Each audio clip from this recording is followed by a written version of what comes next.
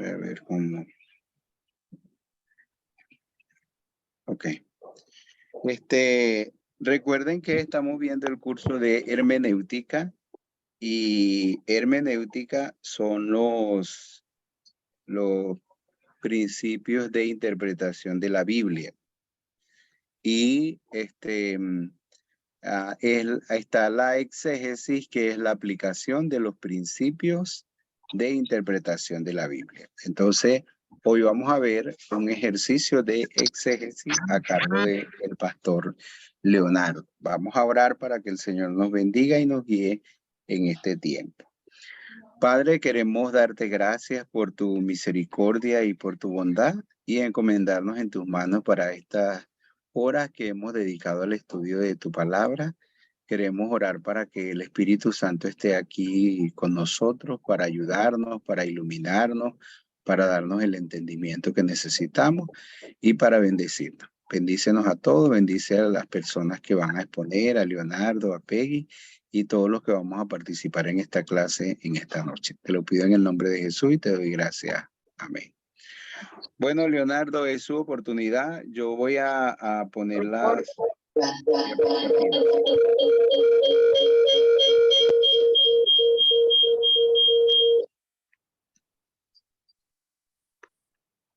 ¿Me escucha, pastor? Sí. Escucha con mucho eco. Sí, se escucha con eco. Ahora sí. No, ahora sí no. Se escucha con eco, pero ahí está su presentación.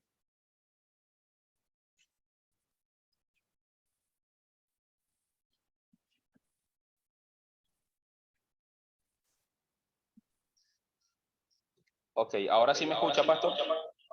Sí, todavía se escucha con eco, pero un poco mejor. A ver, no entiendo el por qué.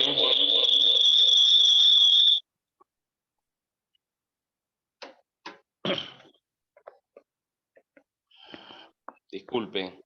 ¿Ahora sí se puede escuchar? Sí.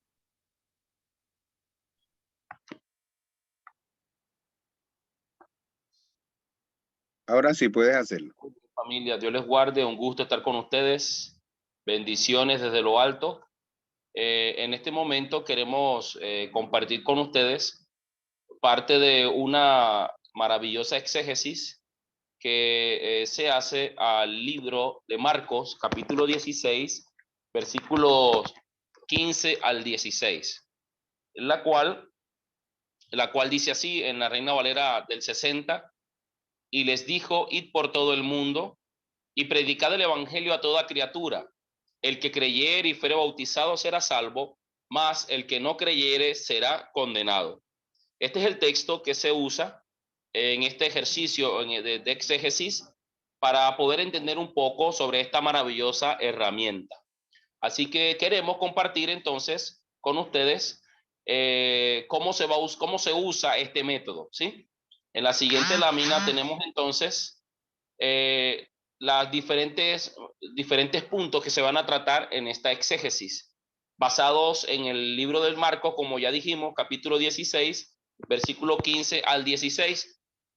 Tenemos la exégesis y Dios, tenemos la exégesis y la revelación de Dios, exégesis y la Biblia, exégesis y el Evangelio, exégesis y el corazón, exégesis y el contexto del locutor u oyente que recibe el mensaje, exégesis y la gloria de Dios, y por último, la conclusión. Esto es un gran estudio, maravilloso, lo leí, gracias al Señor, es maravilloso este estudio. Es bastante extenso y intenté resumir lo más que pude, pero vamos a leer la siguiente lámina, un poquito que es exégesis, aunque ya el pastor nos comentó, el pastor Isaac, hace un momento.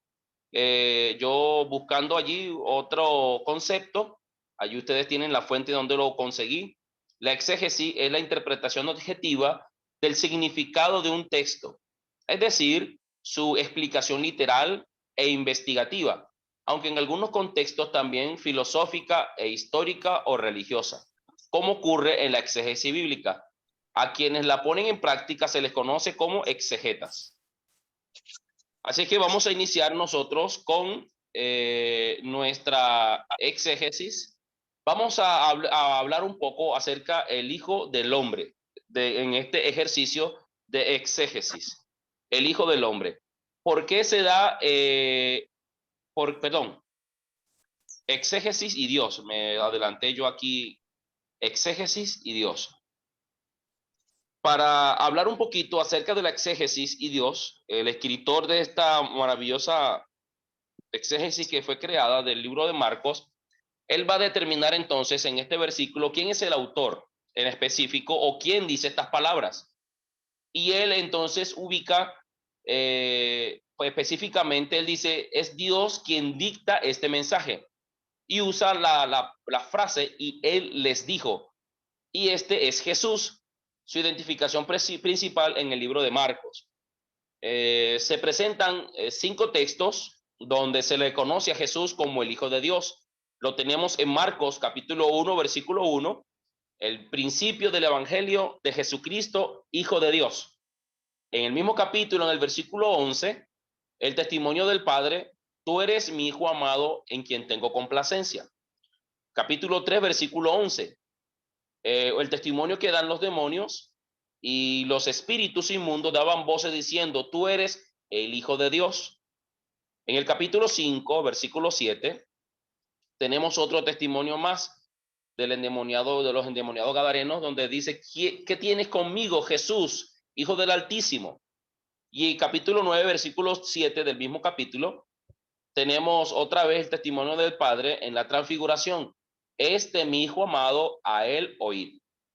Dando entonces a entender que aquel que menciona las palabras de Marcos, en el capítulo 15, versículo 15 al 16, es el mismo Jesús, quien es Dios, Hijo del Altísimo, reconocido en todo el libro de Marcos. Por lo tanto, esta expresión o estas palabras que se dan en el contexto de la exégesis y Dios, según el escritor de esta linda exégesis, nos muestra a nosotros que quien pronuncia estas palabras no es cualquier persona, sino que directamente es Jesús, el Hijo de Dios.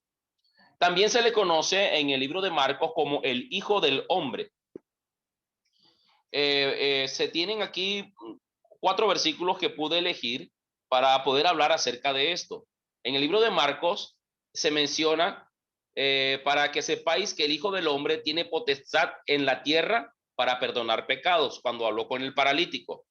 En el capítulo 2, versículo 28, dice, por tanto, el Hijo del Hombre es Señor aún del día de reposo. Capítulo 8, versículo 31. Y comenzó a enseñarles que le era necesario al Hijo del Hombre padecer mucho y ser desechado. Y el capítulo 8, versículo 38, porque el que se avergonzare de mí y de mis palabras en esta generación adúltera y pecadora, el Hijo del Hombre se avergonzará también de él cuando venga en la gloria de su Padre con los santos ángeles. El escritor entonces muestra con estos versículos que a Jesús no solo se le conocía como el Hijo de Dios, sino también como el Hijo del Hombre, mostrando entonces las 2 características de Jesús, quien es Dios, pero también convertido en hombre al encarnarse entre nosotros. Por lo tanto, le muestra autoridad de Jesús como el Hijo de Dios y también como el Hijo del Hombre. En la siguiente lámina tenemos entonces que en Marcos 16, capítulo 16, versículo 15 al 16, Jesucristo es el Hijo de Dios, el Hijo del Hombre, es quien nos habla exactamente en ese versículo. Por lo tanto, tenemos como base que la exégesis nos muestra que Jesús es el autor de esta expresión, o perdón, de estos versículos o de estas palabras que Marcos entonces escribe, y que de igual forma Marcos en todo el libro nos demuestra que Jesús es el Hijo de Dios y además de eso también es el Hijo del Hombre. Ahora vamos a hablar un poquito acerca de la exégesis y la revelación de Dios. Aquí encontramos un pequeño detalle. Algunos creen que Marcos lastimosamente Marcos tiene algún problema con respecto a algunos versículos, en este caso Marcos 15, del 15 al 16, donde se hace la pregunta, ¿será que Marcos 15, del 15 al 16, es parte de la revelación de la palabra de Dios? Entonces algunos comentan que estos versículos en los textos antiguos no se encuentran, pero el exegeta entonces menciona lo siguiente: la colección de manuscritos del texto Receptus, usado en la Reina Varela, tiene a Marcos 16, de 9 al 20, mientras que el código alejandrino, usado para Nueva Versión Internacional, dice que los manuscritos más antiguos no tienen estos textos. Por lo tanto, si se usa la Nueva Versión Internacional, aquellos que manejan esta información dan a entender de que esos textos del cual estamos conversando no se encuentran en los textos más antiguos, por lo tanto no deberían ser aceptados como reales. Ahora, el argumento según la antigüedad de los manuscritos es una consideración importante, pero no determina la autenticidad de esos versículos. Es lo que comenta el exegeta. Vamos a descubrir muchos otros manuscritos, o se descubrieron algunos otros manuscritos donde son más antiguos y aparecen estos hermosos versículos. Ahora, la mayoría de los manuscritos auténticos tienen estos textos. En el concilio de Cartago del 397, todo el libro de Marcos fue aceptado como parte del canon bíblico. Y esto es importante. En verdad, las evidencias externas no son absolutas ni ciertas. Hay que respetar las diferencias de criterios que existen, y es importante examinar cada tesis. Las evidencias internas de la palabra de Dios son más concluyentes. Por lo tanto, los que mencionan que esos versículos que fueron registrados en Marcos, que dicen que esos versículos no deberían estar allí porque no hacen parte del libro de Marcos como tal en el original, simplemente porque en algunos manuscritos antiguos no existen, entonces no manejan la información completa, sino a medias. Si podemos ver lo que el exegeta menciona, que algunos manuscritos antiguos tienen esos versículos, que además de eso en el concilio de Cartago del 397 es aceptado esa parte del libro de Marcos como parte del libro, y que algunas otras evidencias que posiblemente están contrarias, simplemente hay que examinarla e investigar cada tesis para así nosotros poder interpretar o poderle darle el valor real a esos maravillosos textos. Tenemos entonces que nosotros podemos tener una posición. El exegeta dice lo siguiente: acepto la canonización de todo el libro de Marcos, según la decisión de Cartago del 397. Mi presuposición es que el capítulo 16 completo fue aceptado. Afirmo que pudiera ser que la conclusión del libro fue terminada después de los capítulos 1 al capítulo 16, versículo 8. La autenticidad del documento no depende del tiempo de determinación, sino su inspiración, el contenido bíblico y teológico y reconocimiento apostólico. Ahora, vamos a ir entonces un poquito más acerca de la exégesis y la Biblia.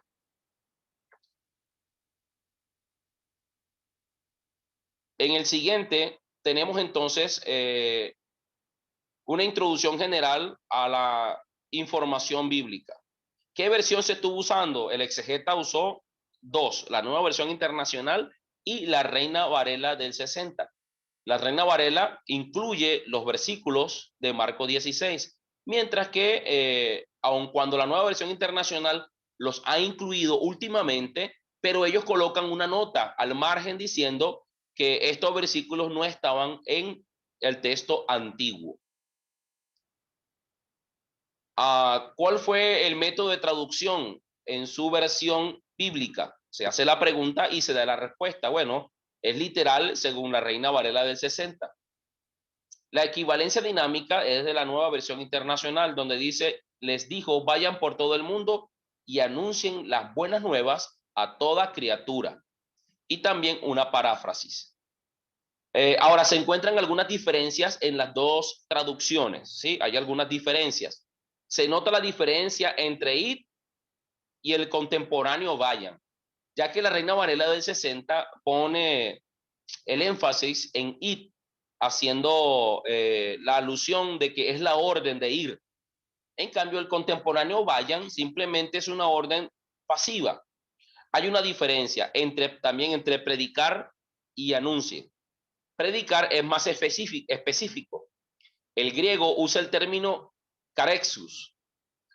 Ambas versiones usan criaturas cuando el griego habla de toda la creación o de la creación. Ninguno de los evangelistas usa criatura. Marcos menciona Critsis como creación en los versículos 10:6 y 13:19. Entonces tenemos las dos diferencias entre la Reina Valera del 60 y la nueva versión internacional. Quizás la nueva versión internacional no le da mucho énfasis por lo mismo que se piensa al momento de colocarse el pie de página anunciando que estos textos no se encuentran en los textos más antiguos, a diferencia de la Reina Valera del 60 que da el énfasis, pero teniendo en cuenta que nosotros podemos investigar un poco más, podríamos darle un poco más a fondo para investigar este asunto. Se hace la siguiente pregunta: ¿en qué testamento se encuentra el pasaje? ¿Y qué diferencia hace? El exegeta dice que se encuentra en el Nuevo Testamento. El texto es parte de la gran comisión del Señor Jesucristo. ¿Qué tipo de texto es el libro bíblico? Y se da la respuesta. El texto es parte de los evangelios. Los temas de los evangelios anunciados al principio del Nuevo Testamento son: Mateo dice que Jesucristo, el rey y el israelita verdadero. Marcos menciona a Jesús como el Hijo de Dios. Lucas menciona a Jesús como alguien histórico. Y Juan menciona que Jesús es Dios. Tenemos entonces el exégesis y el evangelio. La Biblia como tal existe para anunciar el evangelio, la palabra, las buenas nuevas de salvación acerca del Señor Jesús. Si vamos a estudiar el texto bíblico, deberíamos entonces ver que el contenido de esos textos deben dar a conocer a Cristo como fuente de ella y no ver en sí lo demás, porque el punto central de los evangelios es el amado Jesús. Ok, tenemos también definición del evangelio contenido en el texto bíblico. Se hacen algunas preguntas. ¿Cómo se refleja el mensaje de salvación en el texto bíblico? Es la pregunta. Y allí tenemos la respuesta. El evangelio es el mensaje de la salvación en Cristo. Tiene dos aspectos: el arrepentimiento de pecado y el creer en Jesús.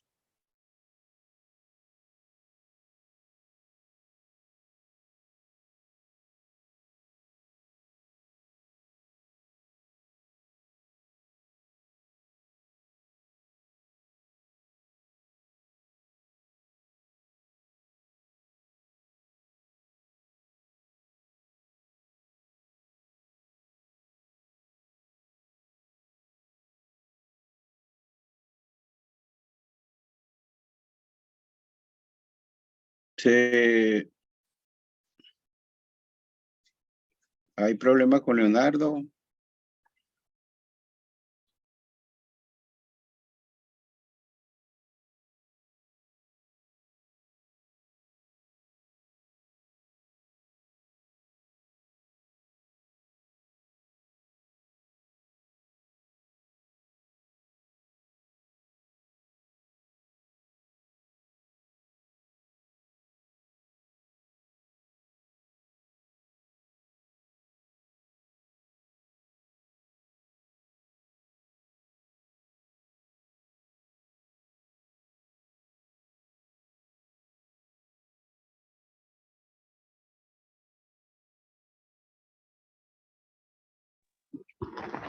Muy bien, ya regresé. Disculpen, se cayó el internet.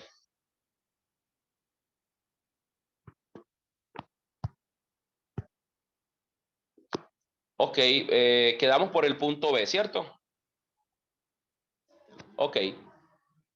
Entonces tenemos cómo poner en práctica el evangelio a través de este texto bíblico. Y entonces se hacen algunas preguntas. ¿Qué mensaje del evangelio quiere usted que la gente escuche por medio de este pasaje? Entonces, hay que formular cómo el evangelio es expresado, explícitamente o implícitamente, por el texto y proponer cómo comunicar eso a otros. Es la respuesta del exegeta. Tenemos otra pregunta. ¿Cómo le gustaría que el mensaje del evangelio contenido en este pasaje transformara la vida de los oyentes? Allí tenemos la respuesta. Si el texto lo ha tocado, es posible que tenga una influencia en otras personas. Pero si el texto no hace nada en usted, sería difícil transmitir la importancia del texto bíblico a otras personas.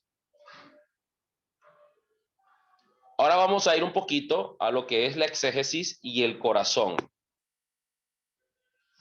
Existen por lo menos 4 niveles de comunicación de corazón a corazón cuando se transmite el evangelio. El primero, se muestra el corazón de Dios, lo que Dios anhela y desea para nosotros en su palabra. Segundo, la comunicación del evangelio cambia el corazón del que lo comunica, en este caso de aquel que va a predicar. Y tercero, el corazón del oyente es desafiado y transformado por la gracia de Dios. Cuarto, finalmente, el corazón de aquellos con quienes se comunicará el oyente será influenciado. Por lo tanto, es un efecto dominó. El corazón de Dios se muestra a través de los escritos de la palabra. Como consecuencia, aquel que la estudia para comunicarla también debe recibir un cambio en su corazón. Al comunicarlo, quien escucha el evangelio es desafiado para que su corazón también sea transformado por la gracia de Dios.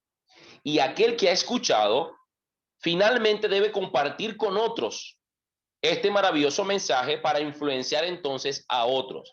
Así es que el corazón es influenciado por la palabra de Dios, en este caso por el libro de Marcos capítulo 16, y así otros pueden ser influenciados para la predicación del evangelio.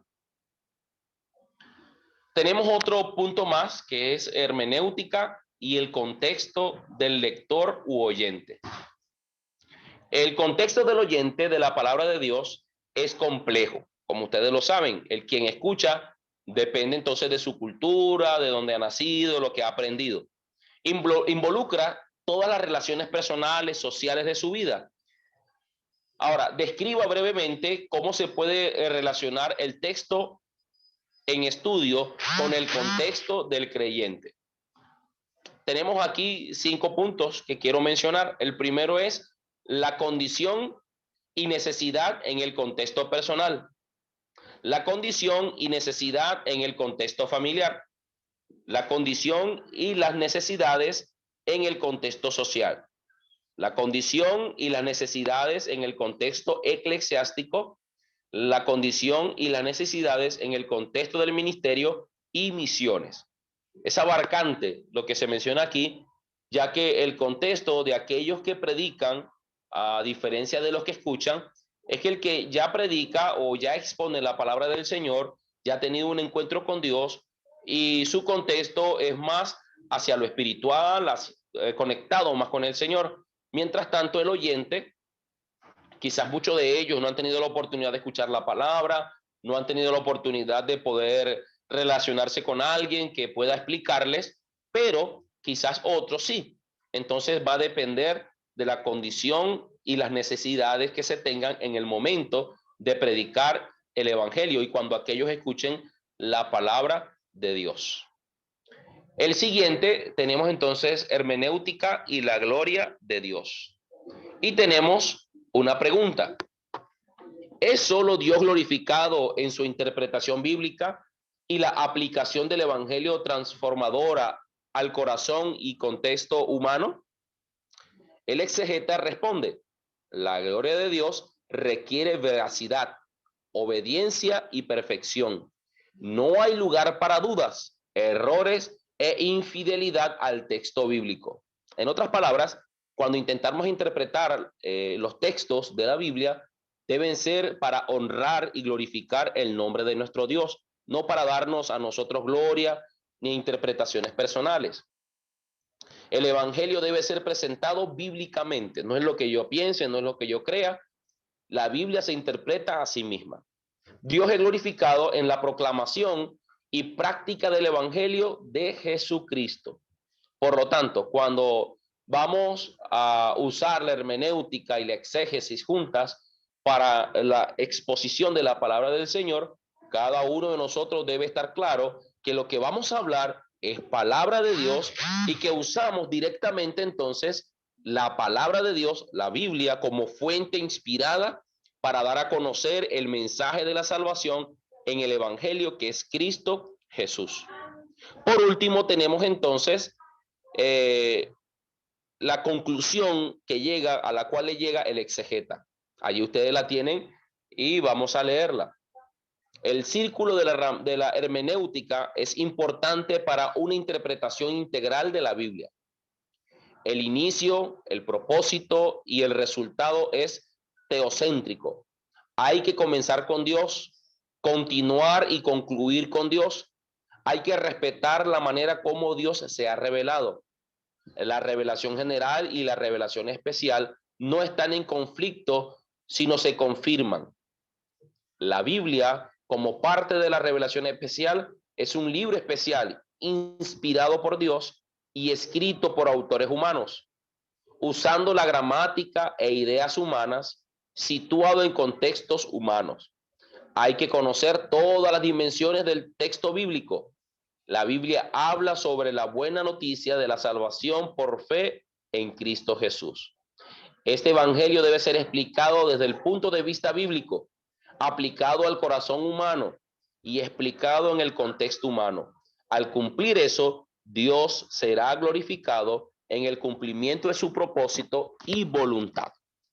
Así es que esto fue lo que yo pude resumir de este maravilloso ejercicio de la exégesis que se hizo de Marcos capítulo 16. Hay algunas cositas que yo quiero resaltar de este ejercicio en exégesis.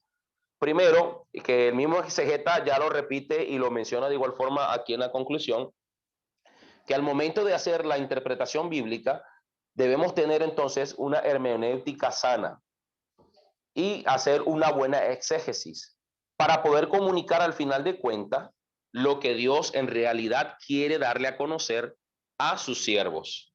Definitivamente, quizás no necesitamos conocer exégesis, hermenéutica, aquellos hermanos sencillos de nuestras iglesias para poder entender el mensaje de Dios, ya que la Biblia fue escrito en un mensaje tan sencillo que aquellos que anhelan encontrar la verdad la van a conseguir, sin aprender griego, sin aprender hebreo. Aquellos de nosotros que hemos podido aprender griego, hebreo, entre muchas otras herramientas, también podemos interpretar la palabra del Señor.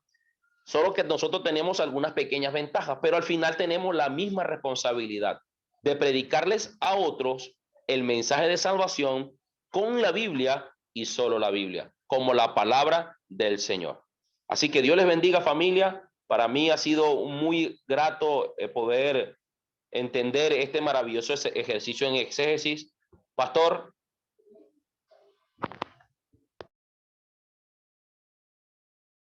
Presentación, por las diapositivas que preparaste y por este tiempo entonces que has compartido. Recuerden que ese es un ejercicio, son 2 versículos de la Biblia solamente, Marcos 16, 15 al 16. Pero este es un ejercicio de la exégesis. Recuerden lo que hemos dicho. La hermenéutica es los principios de interpretación de la Biblia, pero la exégesis es aplicar esos principios de interpretación al texto bíblico. Entonces se hizo un ejercicio usando Marcos 16, 15 al 16. Esa es la manera como nosotros debemos estudiar la Biblia. Yo sé que es difícil que tenga acceso, por ejemplo, el creyente común, a todo eso, pero nosotros que somos los líderes, que somos los maestros, entonces nosotros tenemos la responsabilidad de estudiar la palabra de Dios de la manera correcta para nosotros poder hacer esa presentación correcta. Quizás nosotros cuando vamos a dar una enseñanza, un estudio, no vamos a dar todos los detalles, pero sí debemos nosotros conocer todos los detalles acerca de eso. No es necesario que nosotros, por ejemplo, si yo voy a predicar, decirle, mire, que Marcos 16:15, muchos dicen que no es verdad o que no aparece, aparece en los manuscritos antiguos o todo eso, lo otro. No es necesario si yo estoy predicando, si yo estoy enseñando, pero es importante que yo lo sepa, que yo lo conozca. Y si voy a entrenar a otros, es importante que nosotros conozcamos todo acerca de eso. Ahora, usted ve el texto, entonces es estudiar el texto frase por frase, porque cuando dice, y él les dijo, entonces ya ustedes vieron cómo se presenta, quién es el que está hablando, Jesús, entonces se habla, se investiga, se ve cómo se presenta Jesús en el libro de Marcos. Entonces, él les dijo, y predicar el evangelio. Entonces, ajá, ¿en qué consiste el evangelio? ¿O qué es la palabra, ajá, predicar? ¿Qué significa predicar? Luego el evangelio. Luego, por ejemplo, ajá, toda criatura. ¿Qué es toda criatura? Todas las personas. Y entonces, se va a cada frase, se va entonces haciendo un estudio de cada frase, de todo el texto, y un modelo, pues una estructura que es usar lo que se ha presentado en este curso, que es el círculo hermenéutico, es decir, comenzando por Dios, ¿qué dice ese texto acerca de Dios? La revelación de Dios, cómo se revela Dios en ese texto. La revelación está en la revelación escrita en la Biblia. ¿Qué otro, o sea, qué otros, cómo ese texto podemos verlo a través de toda la Biblia? Ve, entonces luego sería en ese círculo hermenéutico, entonces después de la revelación sería o sea, cómo se ve el evangelio, cómo se muestra el evangelio en ese texto bíblico. El evangelio. Y eso es muy interesante porque muchas veces cuando nosotros estudiamos el Antiguo Testamento y nosotros llegamos a interpretar o a estudiar cualquier texto del Antiguo Testamento, y cuando llegamos a ese punto de decir cómo se ve el evangelio, cómo se presenta el evangelio en ese texto de la Biblia, y nosotros sabemos que el evangelio entonces tiene que ver con la salvación en Cristo, con esa parte del amor de Dios, del sacrificio de Cristo, de la obra de Cristo y de la salvación propiamente dicha. ¿Cómo ese texto bíblico puede transformar el corazón del hombre? ¿O cómo muestra el corazón del hombre? ¿Cómo puede transformar el corazón del hombre? ¿Cómo se ve el corazón ahí? ¿Cómo se ve el corazón de Dios ahí en ese texto? ¿Cómo se ve el corazón de la persona que está escribiendo en ese texto? ¿Cómo se ve el corazón del oyente en ese texto? ¿Cómo eso puede impactar? ¿Cómo este texto bíblico puede afectar o puede impactar o puede ser aplicado al contexto donde nosotros estamos viviendo, donde nosotros estamos ministrando o predicando? ¿Cómo la iglesia ha interpretado ese texto a través del tiempo? ¿Qué han dicho o sea, los comentaristas, los escritores, los padres de la iglesia, o en el sentido de los primeros exégetas o los primeros estudios que interpretaron la Biblia, que escribieron acerca de eso, cómo la iglesia ha interpretado esos textos a través del tiempo, ¿verdad?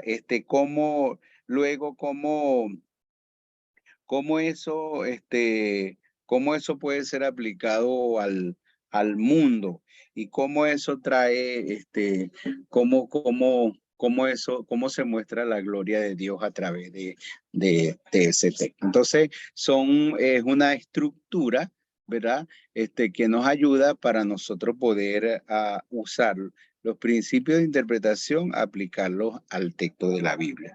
Por ejemplo, se dice lo de que el texto, no, que Marcos 16, termina en el versículo 8, que ahí es donde termina. Algunos manuscritos antiguos entonces lo tienen hasta el versículo 8, pero está del 9 a los, no sé hasta qué versículo es que termina, pero del 9 en adelante, entonces dice, no, esos versículos no aparecen en los manuscritos más antiguos. Pero, por ejemplo, quiero leerle algo de un hombre, el notable erudito griego A.T. Robertson, que yo no sé si ustedes tienen el comentario de Robertson, que es un libro bien grande. Dice, él escribió: es difícil el creer que Marcos terminara su evangelio con el versículo 8, a menos que él fuera interrumpido. Una hoja o columna pudo haber sido arrancada al final del rollo del papiro.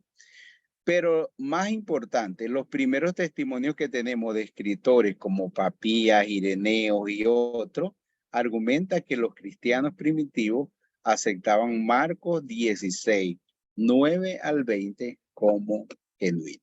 Y bueno, ya el mismo expositor presentó de que la misma nueva versión internacional lo ha incluido en el texto.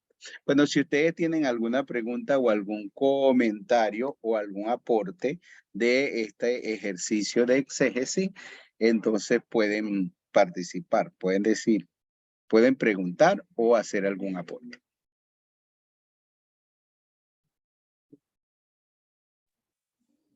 Lázaro, buenas tardes, hermano. Sí, puede hacerlo. Bueno, primero darle gracias a Dios y gracias al hermano Leonardo por su exposición. Y bueno, y realmente escuchándote, es una maravilla, ¿no? El trabajo de exégesis y todo lo que se requiere, lo que se requiere y lo que es importante hacer, ¿no? Todas las preguntas contextualizada al texto y pegada al texto, como decía el expositor, comienza con Dios y termina con Dios, ¿no? Y se encamina, ¿no?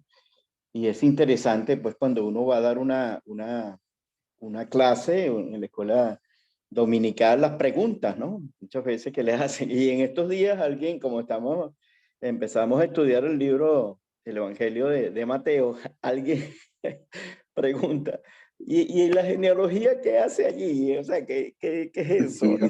¿Qué sentido tiene que aparezca ahí?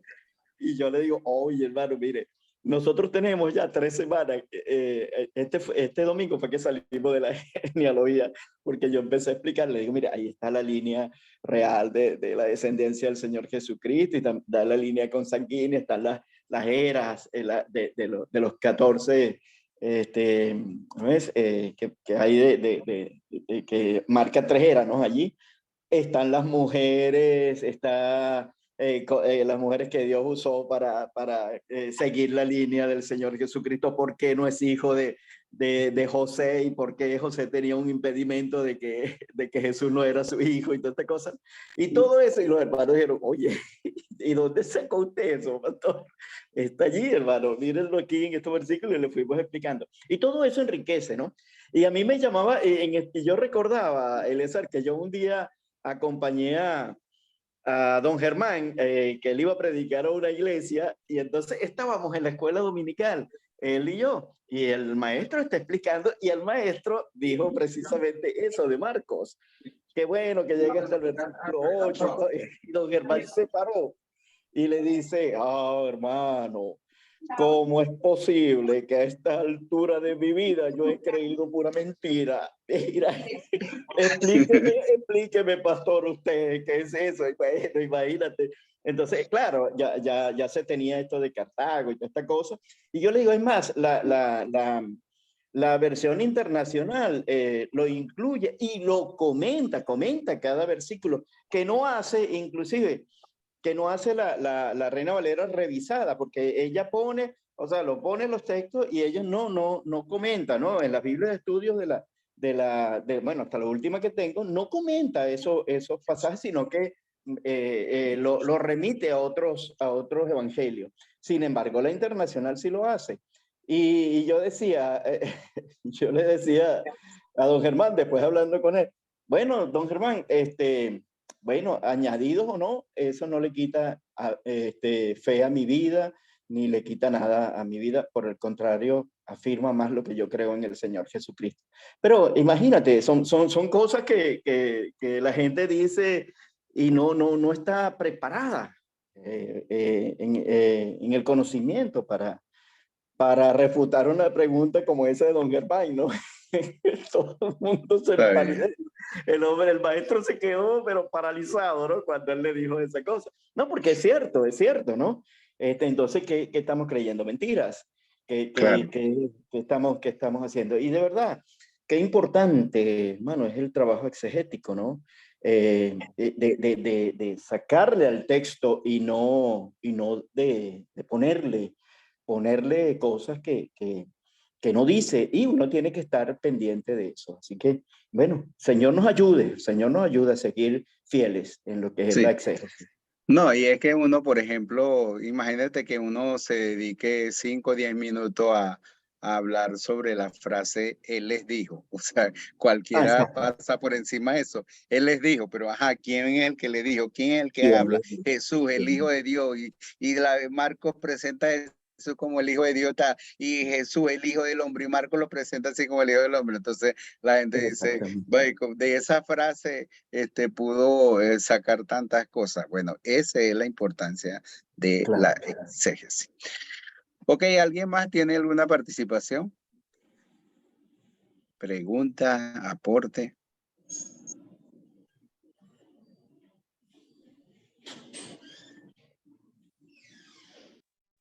Sí, pastor. La importancia de este asunto del trabajo exegético y hermenéutico.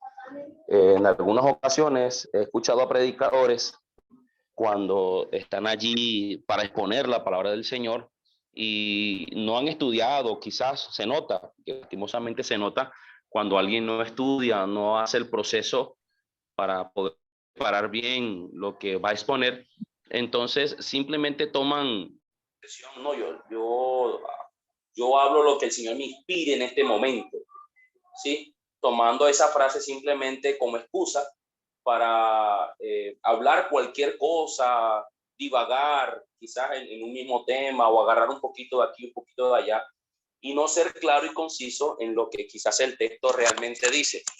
Y lastimosamente muchos predicadores, nuestras iglesias, que quizás no tienen la preparación, no han querido acercarse un poquito más a este tipo de herramientas, porque quizás se ha vendido la idea de que la teología es un invento humano, qué sé yo, y prefieren simplemente poner la Biblia y así por encimita y ya, y saco lo que el Señor me inspire y hablo lo que tengo que decir. Pero ya cuando se trata de investigar, de analizar, de comprender el texto como tal y darle a conocer a las personas lo que Dios realmente dice, cuando uno ve a alguien que realmente ha hecho su trabajo, uno se goza en el Señor porque la palabra fluye como río de agua viva y los corazones son fortalecidos en la gracia del Señor. Sí, señor. Gracias, Leonardo. ¿Alguien más quiere hacerlo? A mí me llamó la atención el hecho de que cuando vemos todo el ejercicio, ¿no? El exegeta allí se queda en el primer versículo. Si vemos todo lo que desarrolla, lo desarrolla en el primer versículo. Sin embargo, cuando vemos al final en el libro, cuando hacen unas preguntas ahí para reflexión, una de las preguntas justamente se enfoca en la segunda parte, que es la pregunta, en la pregunta número 3, y que ciertamente trae conflicto para muchos, ¿no? Porque dice la pregunta 3, hay grupos que usan Marcos 16, 15 al 16 para decir que si uno no es bautizado, no es salvo. ¿Cuál sería su respuesta? Por el hecho de que el texto dice, el que creyere y fuere bautizado, será salvo, mas el que no creyere será condenado. Entonces dicen, bueno, puedes creer, pero si no alcanzas a ser bautizado, entonces no eres salvo. Y simplemente si no crees, serás condenado. Entonces ahí me llamó la atención de que él no profundizó esa parte allí, en este análisis que hizo, sino se quedó básicamente en la primera parte, pues de ir y predicar el evangelio y dar todo el trabajo hacia justificar quién fue Jesús y todo eso. Pero es interesante tocar la segunda parte porque realmente es mucho más, o se consigue mucho más conflicto que en la primera parte, de si ir o si vayan, ¿no? En la segunda parte es compleja la situación, aunque tiene su respuesta bíblica, ¿no? Ah, sí, sí, sí, está bien. Lo que pasa es que la parte de repente, bueno, sabes lo extenso que puede ser en solamente desarrollar un capítulo en eso. Y entonces, en ese ejercicio. Pero bueno, nos queda a nosotros la segunda parte para nosotros poder ver. Porque este es solamente mostrarnos un ejercicio de cómo se hace una exégesis. Claro, si vas a hacer el ejercicio del exégesis completo del texto, tienes que tocar todos los puntos que se abordan allí. De hecho, este es muy interesante porque ustedes saben que en la parte de maestría de MINS, hay que escribir un comentario de uno de los libros de la Biblia. Y realmente este es fundamental o es un fundamento porque el hacer la exégesis es lo que nos va a ayudar a nosotros a poder tener todo el contenido para nosotros poder desarrollar. Porque, por ejemplo, yo hice el comentario de Primera de Tesalonicenses, que es el curso uno de los cursos que vamos a ver a partir del 30. Y cuando ustedes vean el curso y ustedes ven el libro, sencillamente ustedes van a ver los ejercicios de exégesis o cómo se abordó cada texto bíblico o cada capítulo de Tesalonicenses para llegar a presentar pues un libro o un comentario explicativo o expositivo de todo el texto. Entonces, ese es muy interesante. Pero también es bueno esa parte, ver cómo no se desarrolló ese punto, pero en la exégesis hay que desarrollar todo. No se puede pasar por alto ninguna de las partes del texto. Ok. Bueno, entonces vamos a continuar con el tema número 5 y está a cargo de la hermana Peggy. Y yo voy a hacerle, Peggy, es tu oportunidad y yo voy a hacerla a buscar aquí las diapositivas que va a usar. Sería, pero creo que es el tema 5. Ella le colocó tema 6, pero creo que es el 5. Así es, ¿verdad? Ay, Dios. Esto de estudio bíblico. Pero Sí, ya es se lo tema corregí. 5. Ya se lo corregí, no se preocupe. Entonces vamos a colocárselo. Muy buenas noches, amados hermanos, Dios les bendiga. Entonces vamos a ver el método de estudio bíblico. Como introducción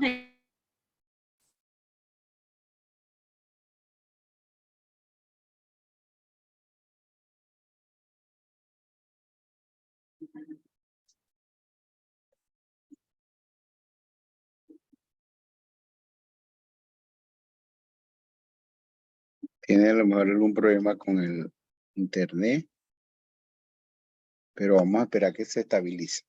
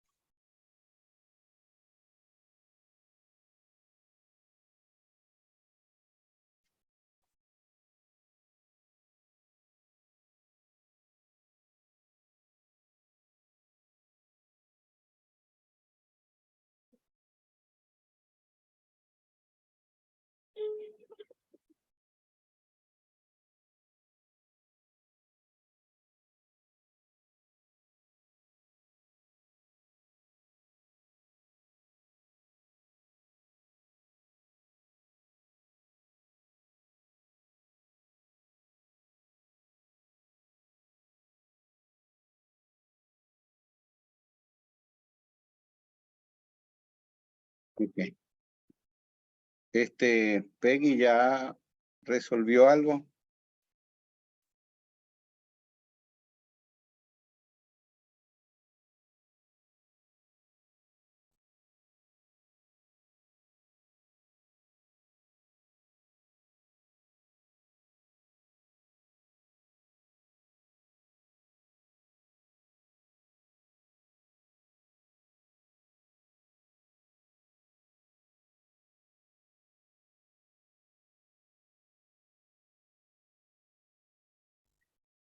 Bueno, ya va a ser la de métodos de estudio bíblico. Aprovecho la oportunidad. Laura está por allí. Laura me dijo que ella había sido asignada con el estudio número 7. Porque nosotros el lunes pasado, como reorganizamos, asignamos a Ramón Tobar. Pero si usted está preparada para el estudio número 7, Ramón no tiene problema en darle el lugar. Chévere.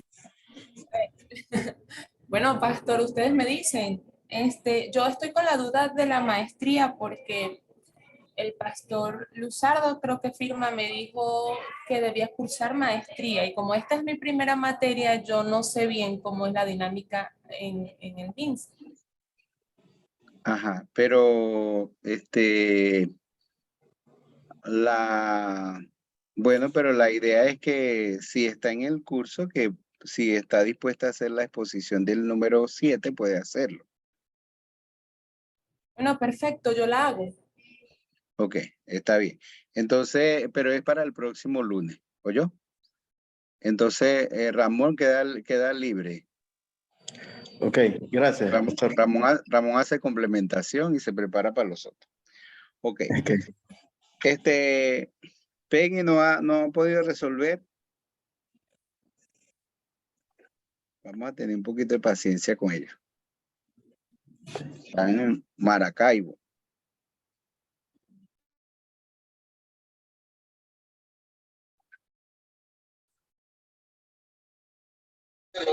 Pastor, si aquí en Caracas igual el internet está demasiado fastidioso. Sí, sí. Estamos en Venezuela.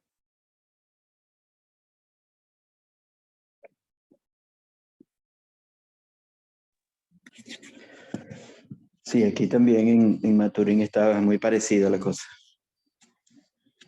Estuvimos casi 2 semanas sin internet. Menos mal que Bueno, llegó para 31. 31 y primero. sí. Sí, a veces que hasta se va la luz. Yo estoy llamándoles aquí a ver que... Ujú.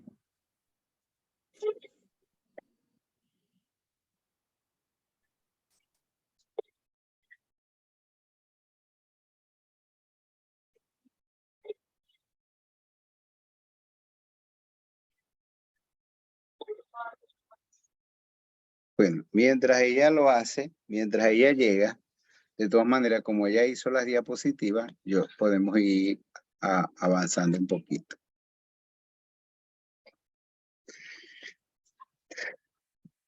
¿Cuál es la distinción entre la hermenéutica, la exégesis y los métodos de estudio bíblico?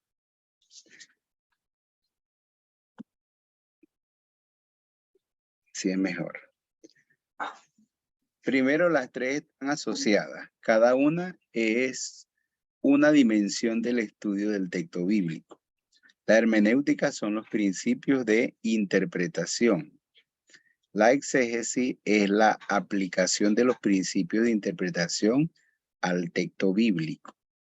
Y los métodos de estudio son sistemas de enseñanza para organizar y presentar la información del texto. Entonces, en este curso se presentan 3 métodos de estudio: inductivo, analítico y devocional. Lo que se presenta en esta sección es el estudio inductivo. En el método inductivo, el estudiante iniciará el estudio haciendo un repaso inductivo del pasaje. El estudio inductivo permite al estudiante contemplar las particularidades del texto antes de considerar las doctrinas generales. La primera etapa es hacer una lista de todos los textos de referencia. Los textos de referencia se encuentran en la Biblia de estudio o en una columna al lado del pasaje. Uno puede anotar sus propios textos relacionados con el pasaje. Leer cada versículo en voz alta, escuche la palabra, la comparación del pasaje bajo investigación con otras referencias bíblicas importantes, anote las diferencias después del versículo de referencia. Es decir, que lo primero es los textos de referencia, los versículos de referencia. Es como si nosotros usamos esto con lo que hemos hecho de Marcos 16:15, y por todo el mundo y predicar el evangelio a toda criatura. ¿Cuáles serían los textos de referencia? Tendríamos Mateo 28:19, que dice: y hacer discípulos a todas las naciones. Tendríamos Hechos 1:8, que dice: me seréis testigo en Judea, Samaria, Jerusalén, hasta lo último de la tierra. Y muchos otros textos como Lucas, donde dice que es necesario predicar el arrepentimiento a todas las naciones y después de esto vendrá el fin. Y así en cada texto donde se presenta la gran comisión. Y no solamente el texto de los evangelios donde se presenta la gran comisión y el libro de Hechos, sino aún hasta textos, por ejemplo, en el libro de Isaías, que son mencionados cuando los mismos discípulos predicaron acerca de eso. La palabra de Dios da interpretación a la palabra de Dios. Cuando me ayudan, cuando Peggy se conecte y ustedes se den cuenta, y entonces ya me pueden interrumpir. El segundo paso es considerar los datos importantes, las palabras claves, las anotaciones gramaticales, los métodos de traducción, el género literario, la información sobre el autor y los lectores originales, el contexto cultural y la historia relacionada con el pasaje. No es necesario anotar información en cada categoría, solo es importante para la interpretación del texto. Entonces, si nosotros usamos el mismo pasaje de Marcos 16:15. Entonces, nosotros vamos a ver cuáles son las palabras clave. Entonces, predicar, el evangelio, criatura, y entonces nosotros podemos ver las palabras claves y todo eso. Las anotaciones gramaticales, entonces también tiene que ver con cómo se presenta allí, o sea, cuál es, si es una, tendría que ver cómo es cada frase, pues. Él les dijo si es un mandamiento, o sea, cómo está expresado. También si es en el tiempo presente, si hay partes, se aplica el presente, el pasado o el futuro en el texto. En los métodos de traducción, uno hace, ¿cuál es la diferencia? Uno usa la Reina Valera, la usamos como base, pero están las versiones como la Nueva Versión Internacional, y las versiones contemporáneas como la Biblia al Día o la Nueva Traducción Viviente. Entonces uno ve cómo se traduce ese texto en esta versión, en las diferentes versiones que nosotros tenemos acceso. En el género literario, entonces si es historia, si es profecía, si hay profecía en el texto, si es historia, si hay poesía o alguna otra forma literaria, si es parábola, todo eso.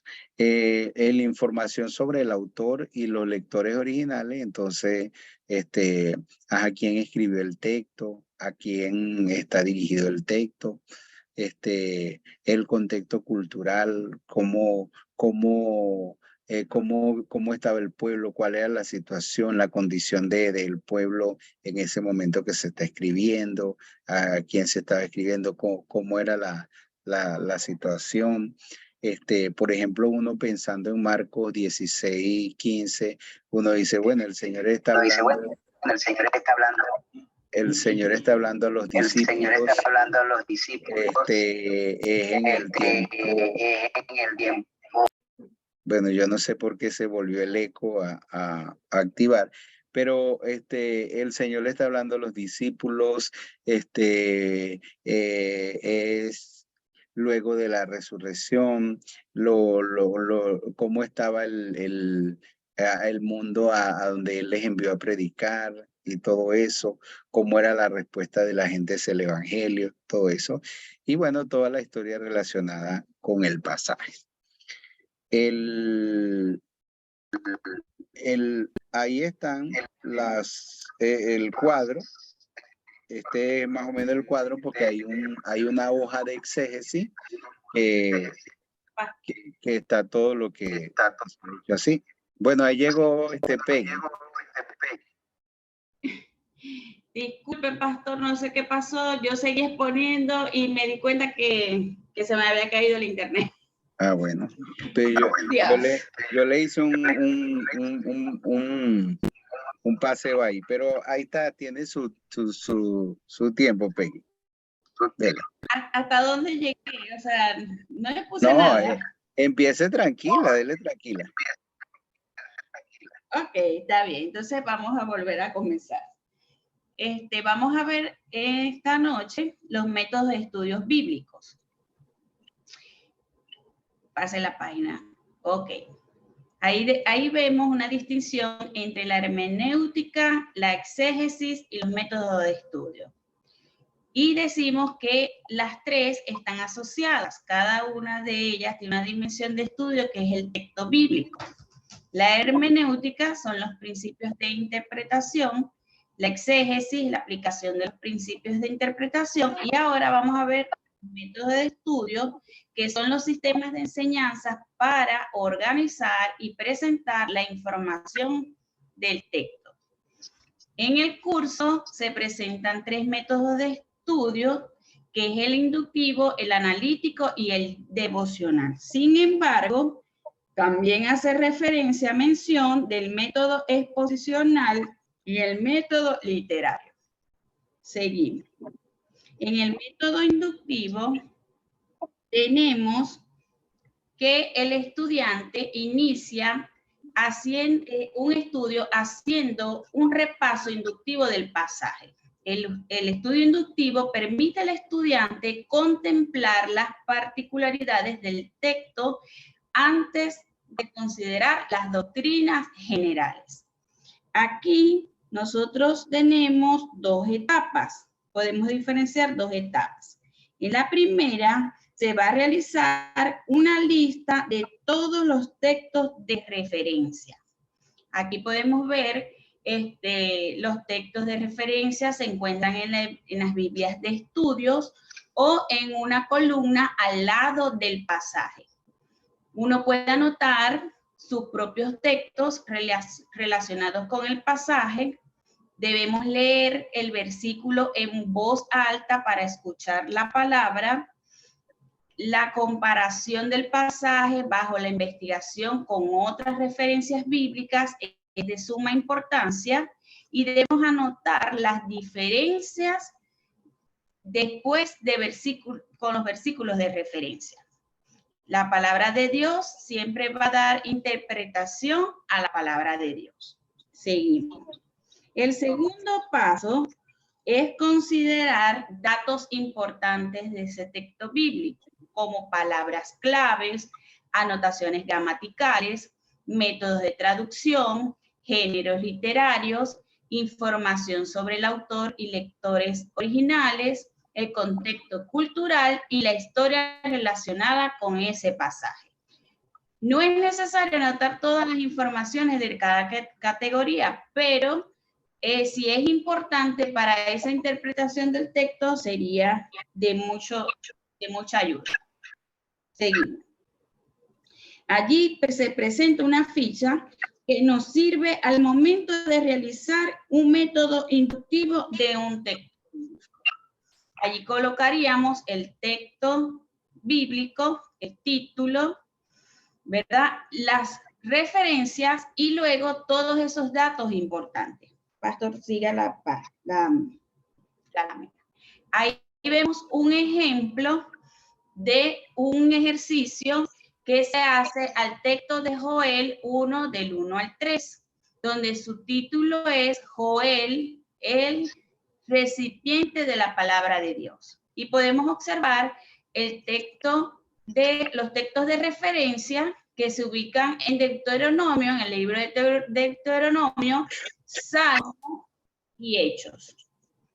Luego, en la parte más oscurita que está allí, resalta los datos importantes, como las palabras claves, ¿verdad? Que en este caso sería Señor, Joel, Petuel, etcétera, y se explica quiénes fueron ellos, el método inductivo, el género literario, el contexto cultural, y así cada uno de los datos importantes que nosotros podemos obtener de ese texto bíblico. Seguimos. Esto es método inductivo. Vamos con el método analítico. El método analítico, decimos que el estudiante va a analizar el contexto de un pasaje bíblico y se puede usar el sistema dialéctico. Que venimos estudiando desde hace mucho tiempo, que es la tesis, antitesis, síntesis y el sincretismo. Siga la página, pastor. En la tesis, que es la verdad, ya, un momento.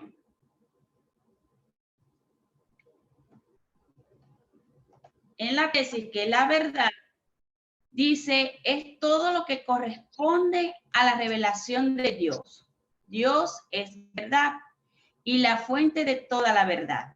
La verdad de Dios es revelada a todas las personas en una forma general. Esta es la revelación general. Esta revelación viene por muchos medios, tales como es visto en las leyes naturales de la creación, por los valores en la cultura, por eventos históricos o por experiencias personales. Dios también se manifiesta a su pueblo. Eso es conocido como la revelación general de Dios. La revelación especial de Dios viene por medio de Jesucristo, por la Biblia y por las teofanías generales de Dios. La mentira es todo lo opuesto a la verdad. Al principio de la historia humana leemos cómo la mentira se manifiesta. Aprendemos que en Génesis 3, que Satanás es el padre de toda mentira. Satanás usa el engaño para confundir a los seres humanos. De Satanás, la mentira contradice la palabra de Dios y los mandatos de Dios. Solo un Dios soberano puede librarnos de la mentira y sus consecuencias. La liberación de la mentira y sus consecuencias en la buena nueva, que es el evangelio de salvación en Cristo Jesús.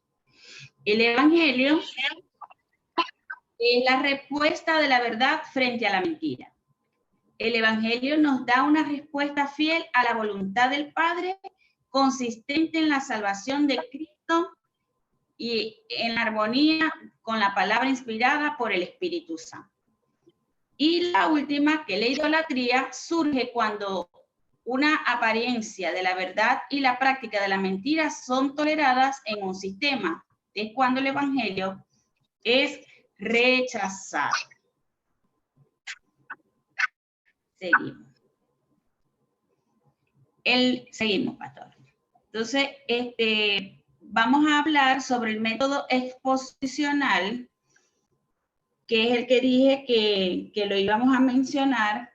Dice que consiste en interpretar un pasaje versículo por versículo. Entonces allí tomamos de la Biblia un versículo y lo vamos a ir desglosando detalladamente.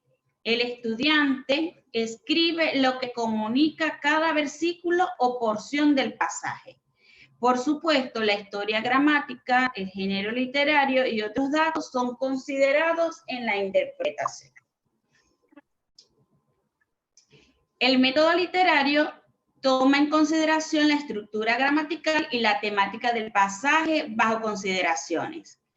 Podemos observar que muchas Biblias tienen ya esas divisiones temáticas puestas en el pasaje. Aunque es bueno leer el pasaje y formular sus propios bosquejos temáticos. Seguimos. Por último, tenemos el método devocional. Con el método devocional, el estudiante primeramente se dirige a Dios en oración y después apunta las verdades bíblicas del pasaje para enseñar a otros. La oración es hablar con Dios. Usando el contexto del pasaje se puede hablar con Dios. En la oración existe una estructura demarcada, que es la alabanza, la confesión de pecados, las peticiones especiales y las acciones de gracia. Es importante usar el contenido del texto para orar a Dios. Como Dios nos habla por la palabra en oración, presentamos la palabra de Dios. Eso es parte del círculo hermenéutico. Dios, por la palabra, al creyente, por su interpretación y comunicación para tener una oración y una acción. Las enseñanzas son verdades y declaraciones que surgen del texto. Hay que reconocer el mensaje de Dios en el texto. Esto es crucial, decir lo que dice el texto. Las enseñanzas tienen puntos para aclarar y mostrar las implicaciones evangélicas del texto. Las enseñanzas tomarán en cuenta las relaciones del texto con el evangelio. Debemos identificar el corazón de Dios, el corazón del comunicador y el corazón del oyente. Es importante hacer esto. Y al terminar el estudio del texto podremos decir, el Señor, así dice el Señor. Los 5 métodos de para estudiar la Biblia, el inductivo, el analítico, el devocional, cada uno diferenciados, ¿verdad? Y tenemos el exposicional, que es de versículo, se toma el versículo y se va desglosando, y el método literario. Listo. Ok, gracias, hermana Peggy. Yo estaba leyendo, yo no sé si hay si es más actualizado, pero aquí tengo, se lo voy a presentar, de una manera muy sencilla, pero presenta como, o describe como un cuadro y describe 10 métodos de estudio con el círculo hermenéutico. Entonces, me gustaría presentarlo rapidito. Déjeme ver que lo ponga aquí, como es en Word. Tenerlo así y presentarlo. Ok.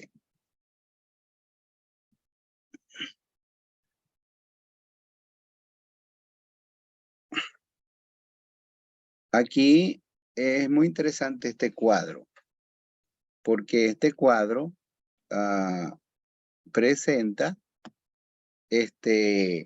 como un método de estudio para cada punto del círculo hermenéutico. Por ejemplo, el círculo hermenéutico comienza con Dios, entonces el método sería el método teológico, ¿verdad?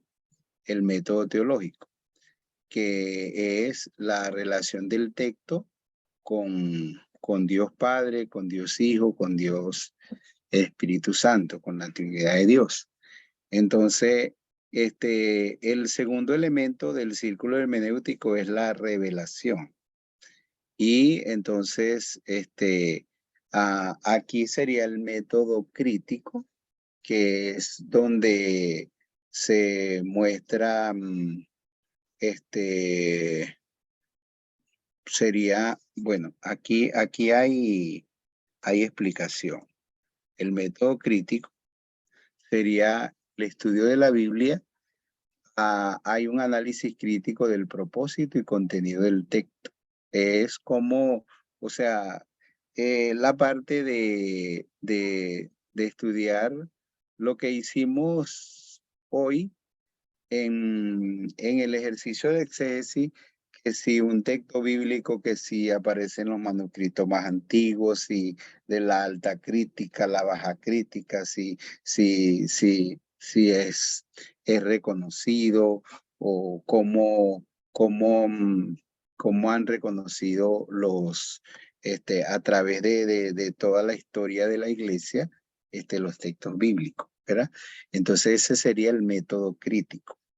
Está el tercer elemento del círculo hermenéutico sería la Biblia, ¿verdad? Que es la revelación escrita de Dios. Y entonces ahí entrarían los 3 métodos que nos ha presentado la hermana hoy, que sería el método inductivo, el método expositivo y el método literario. Bueno, ya presento 5, pero ahí en esa parte de la Biblia. En la parte del Evangelio, que viene a ser el cuarto elemento del círculo hermenéutico, sería precisamente el método analítico, que presenta, que hace un análisis del texto, presentando la verdad que se afirma, la mentira, lo que el Evangelio afirma o reafirma de esa verdad, y el sincretismo, la idolatría, o cómo en el mundo se trata de mezclar la mentira con la verdad. En la parte del quinto elemento del círculo hermenéutico, que sería el corazón y el contexto, sería el método existencial. Y el método existencial, estaba leyendo aquí, bueno, déjeme revisarlo aquí. El método existencial sería,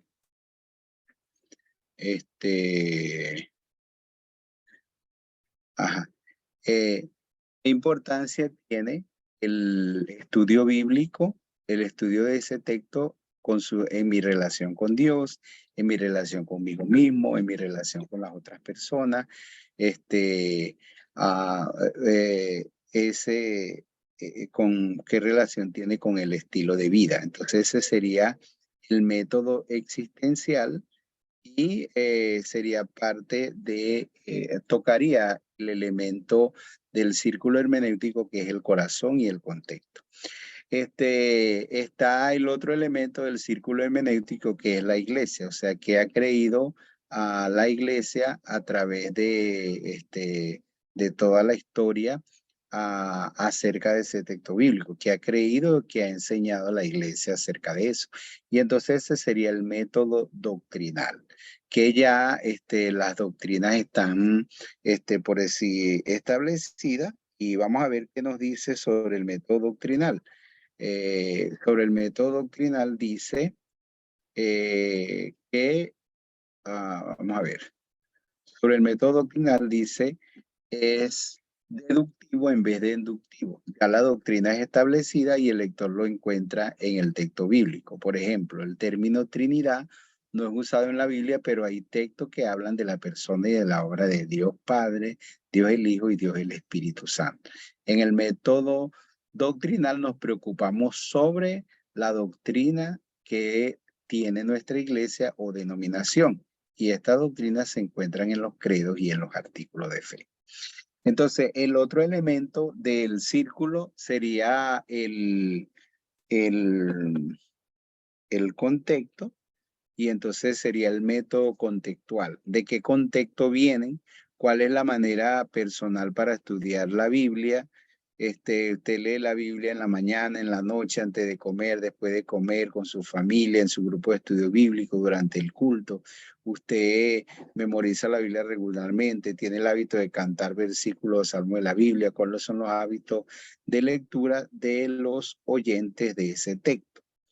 Y el otro elemento sería el ministerial, sería el método ministerial y misional, que habla el texto sobre el ministerio. Hay implicaciones para la misión de Dios y las misiones de la iglesia. La interpretación de la Biblia debe ser aplicada al contexto de los lectores u oyentes. Bueno, y sería el método devocional que vimos, entonces serían, en total serían, creo que 9 métodos. ¿Ve? Vamos a ver el cuadro aquí. Sería 1, 2, 3, 4, 5, 6, 7, 8. O sea, 9 métodos metiendo junto el inductivo, el expositivo y el literario. Y si lo separamos serían como 12 métodos de estudio bíblico. Entonces yo no sé si ustedes tienen, si el libro de texto del curso tiene si esta es actualizada o es la que ustedes tienen. Bueno, el texto que yo tengo no tiene eso. No tiene esto. Entonces, No. entonces este es el texto actualizado. Entonces tengo que enviárselo. El mío y el de Beverly sí es el actualizado, el que usted presentó ahorita. Ok. Está bien. Bueno, pero si tienen algún aporte, algunas preguntas, pueden hacerlo.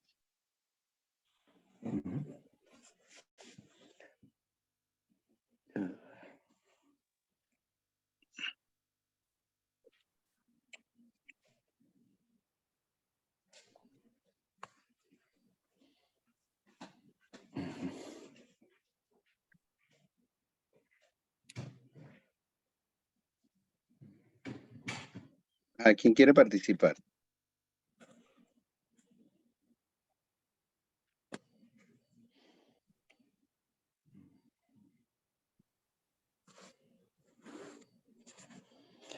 Bueno, Nadie. Sí, yo voy a decir, por ejemplo, bueno, gracias de verdad, hermana, por su exposición y el complemento tuyo, Eleazar, y es interesante. Yo, que estuve haciendo todo este estudio de la famosa genealogía de Mateo, el método que usé fue precisamente el método inductivo. Y cada final de clase, entonces lo complementaba un poco con una parte devocional, ¿no? Como para recoger, pues, a los hermanos, ¿no? Pero es interesante todo lo que se le puede sacar a un texto allí con esta parte inductiva. Y no, evidentemente, uno allí está la parte histórica, la parte doctrinal, todo esto, y hasta la parte del método literal. Y qué bendición, pues, cuando nosotros podemos conocer cada uno de estos métodos y el texto se nos, a través, pues, principalmente de la obra del Espíritu Santo en nuestra vida, el texto se nos descubre, se nos abre, ¿no? A la vista, ¿no? Y al corazón nuestro, que es lo primero, ¿no? Para uno dar una clase, como maestro, como predicador, tiene que hablarnos primero a nosotros, tiene que abrirse, el Espíritu Santo tiene que abrir, ¿no? Guiar ese entendimiento y esa bendición para después ser llevada a los hermanos, ¿no?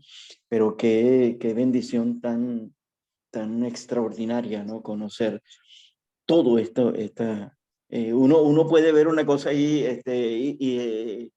quizá complicado, pero cuando uno comienza a bajarlo, como tú dices, ese círculo donde no se escapa nada, ¿no? Donde uno gira, pues, en torno a cada método, cada cuestión que se presenta y realmente es una maravilla, realmente esta clase de hermenéutica y la otra, la anterior a esta de apologética, hermano, realmente es una bendición porque, y no es la primera vez que yo veo esto, sino la maravilla de todo esto, Elezar, es que está muy actualizado todo.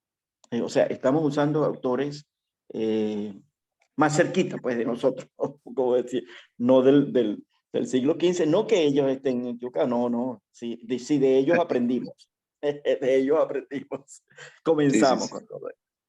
Está bien. Gracias, Ramón. Sí, eso se abre, pues, o sea, ya, le abre un panorama muy extenso a uno para uno poder estudiar, ampliar el estudio de la palabra de Dios. ¿Usted, alguien más?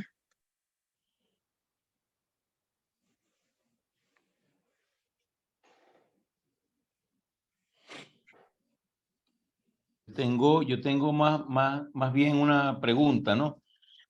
Porque en el trabajo, ¿no? Dice que debemos presentar en el punto número 4 de los trabajos asignados, o sea, del trabajo final a presentar, dice que el estudiante debe preparar un estudio bíblico de un texto bíblico según el formato dado por el apéndice 1, pauta para las exégesis del libro del Dr. Hegeman.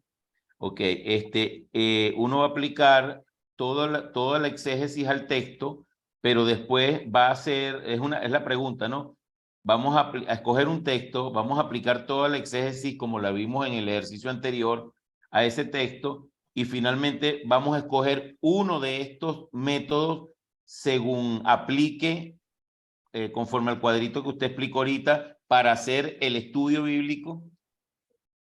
No, el estudio bíblico deben hacerlo de acuerdo a la hoja que está en el apéndice. Ok. Sí, porque la hoja que está en el apéndice te presenta el método inductivo, Ajá, sí, ¿verdad? el inductivo.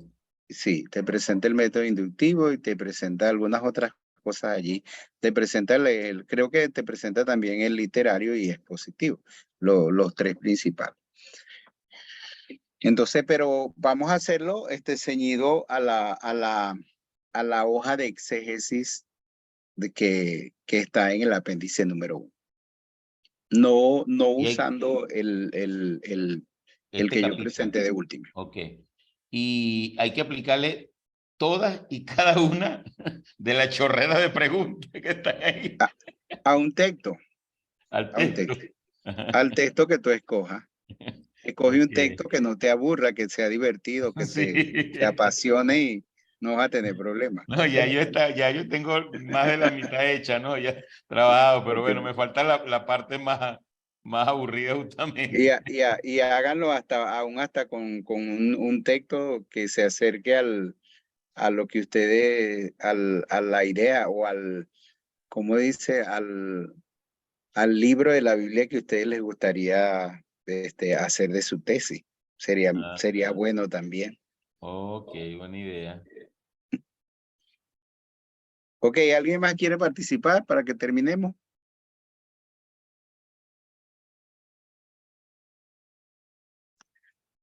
Yo creo que estamos bien. Bueno, gracias, Leonardo. Ya Leonardo tuvo que retirarse. Gracias, Peggy, por las presentaciones que tenemos. Ahí están las diapositivas, están disponibles también, ¿ok? Para que ustedes puedan tenerlas. Y bueno, el próximo lunes terminamos este curso con la lección número 6, que la va a hacer la lección número 6 tocaba a Agdi. ¿Será, Peggy, será que confirmamos a Agdi para la lección número 6? Está aquí, profesor. Está, profesor. Muchas bendiciones. Ok.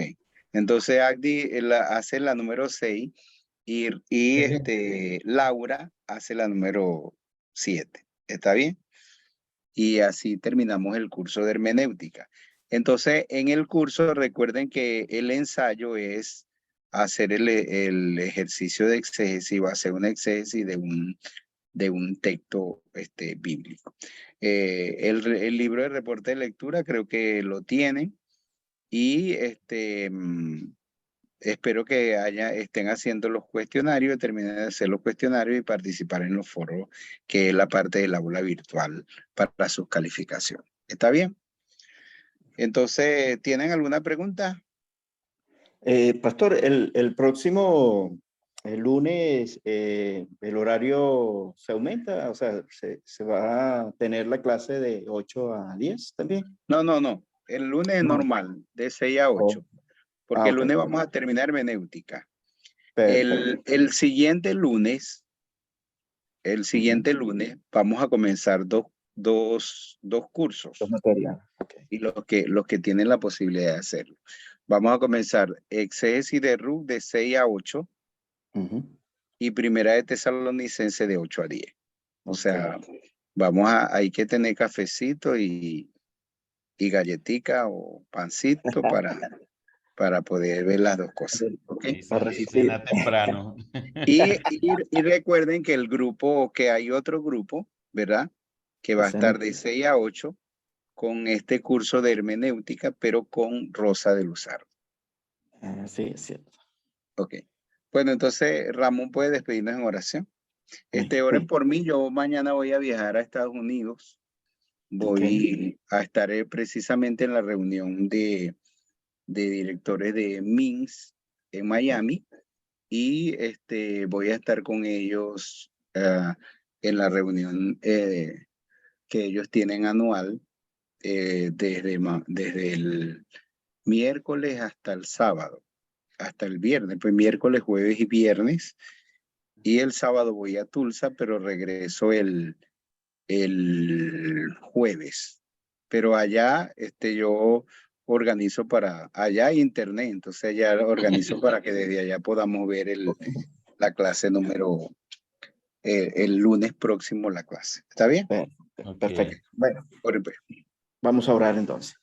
Señor, estamos muy agradecidos a ti, a tu presencia, agradecidos por la obra gloriosa de Jesucristo en nuestras vidas. Gracias, Señor. Sí, Señor. Bendito sea tu nombre. Y agradecidos también, Señor, por esta posibilidad esta bendición que tenemos de estudiar. Gracias, Señor, por todo el equipo que está detrás de toda esta clase, Señor.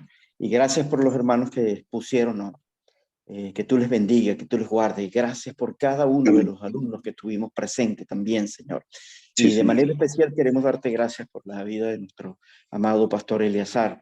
Pedirte que le bendigas, que le guardes en su ministerio, Amén.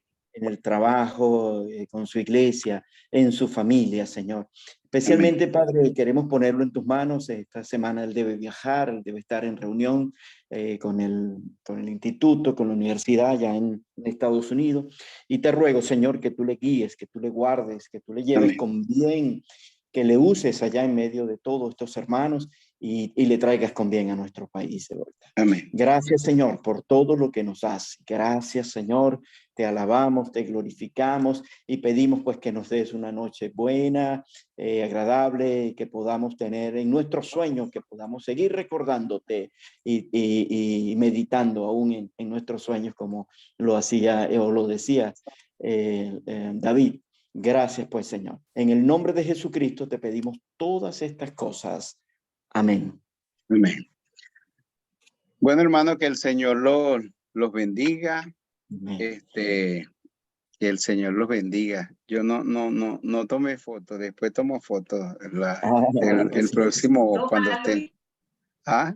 Tanto que Luis la Puedo tome. decir- No, pero pues, si activan el video, puedo tomarla. Ah, ok. Los otros dicen, tomaron la foto cuando ya nos fuimos, pero ¿qué vamos a hacer? No podemos hacer nada. Yo no sé por qué se desapareció de ahí mi cámara, pero Ok. Te estamos viendo. Agdi y Peggy tienen cámara. Ah, sí, ahí está. Ok.